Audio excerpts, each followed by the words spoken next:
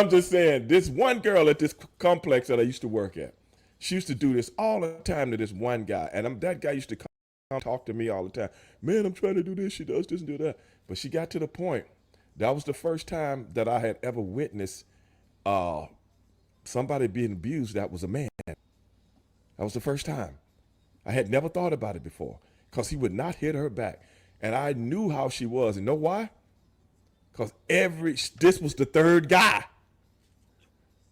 You know, she would let guys move in with her. Then when she get mad at them, she'd kick them out the house and throw all their clothes in the trees and stuff like that. And she would hit them. So finally, I couldn't do anything about it. And she was cool. She was cool, but I knew how she was. And I went to the office and I had to write her up. I had to write her up and get her put out of the apartment complex because this was too many times. It ain't the same guy. You know, this the third guy. So she had a track record of it. And that was the first time. And that guy used to tell me, man, I really love her, man, and blah, blah, blah. But she always wants to fight and stuff like that. And I'm like, ain't nothing I can do, bro. Well, and that's why it's important to have these open, honest, transparent conversations on beautiful platforms like yours, Stevie Ray, because there's a lot that we can do actually by even having the conversation to say, hold on just a second, just interrupting the narrative. Like, hold on, sis, like if you're abusing everyone in your life, you're the common denominator. You might consider getting help to understand why you're abusive. Same with men. Hey, brother, if you abusing every woman that comes in your life, you might consider, and specifically in the Black community, we're talking about compound trauma, Stevie Ray. We're talking about generations of generational inter-trauma.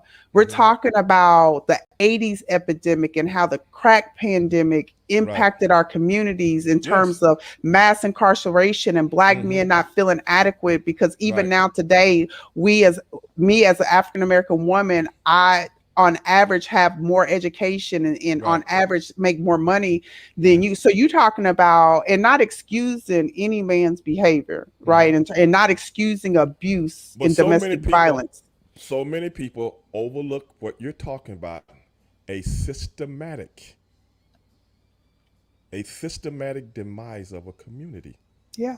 And nobody wants to admit it.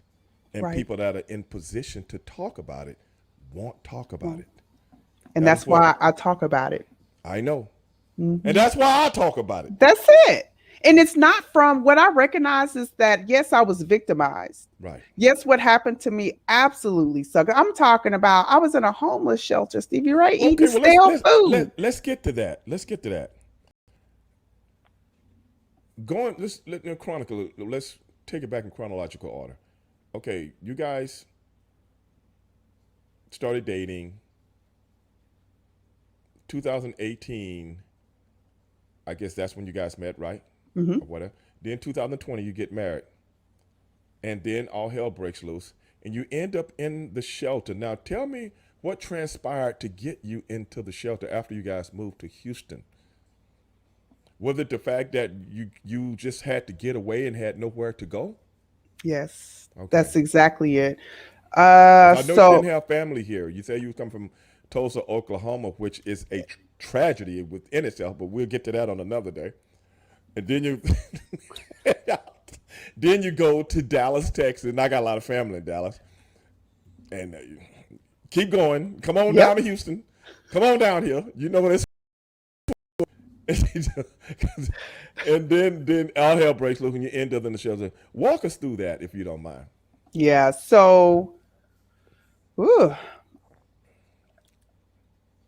everything happened in terms of the abuse and him hitting me in the face with my laptop. And I thought he knocked my tooth out. But anyway, I ran out the house and I called 911. Right. And when the sheriffs came out, we had an appointment scheduled with our pastor he had jumped on me. Yeah, with our pastor. Yeah. Okay.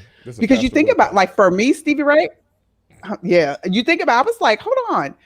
I didn't get married to get a divorce. I didn't move from Dallas to Houston and picking up my life and all of this stuff just to get a divorce. So Mm-hmm.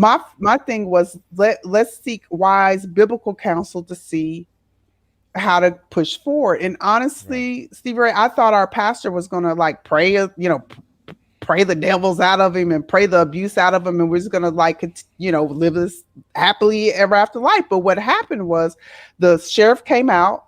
Mm-hmm.